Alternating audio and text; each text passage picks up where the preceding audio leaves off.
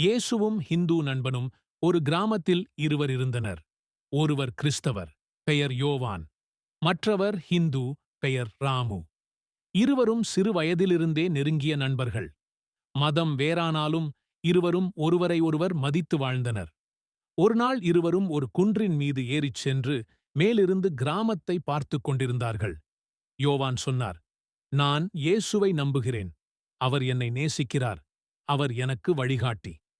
ராமு சிரித்துக்கொண்டே பதிலளித்தார், "நானும் கிருஷ்ணனை நேசிக்கிறேன். அவரும் எனக்கு நேசமே தருகிறார்." திடீரென்று அருகே ஒரு சிறிய பையன் கிழுந்து விழுந்து காயமடைந்தான்.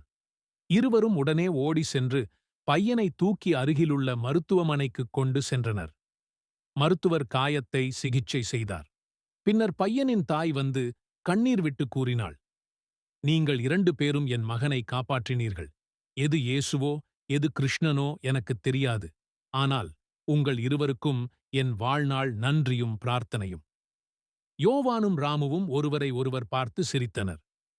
யோவான் சொன்னார், "மதம் நம்மை பிரிக்கவில்லை, நம்மை இணைத்திருக்கிறது."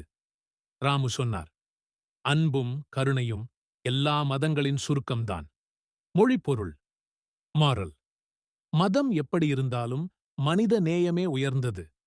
அன்பும் உதவியும் தான் உண்மையான வழிபாடு. இந்த வீடியோ உங்களுக்கு பிடித்திருந்தால் லைக் பண்ணுங்க, ஷேர் பண்ணுங்க, கமெண்ட் பண்ணுங்க, மறக்காம நம்ம சேனலை சப்ஸ்கிரைப் பண்ணுங்க. நண்பர்களே!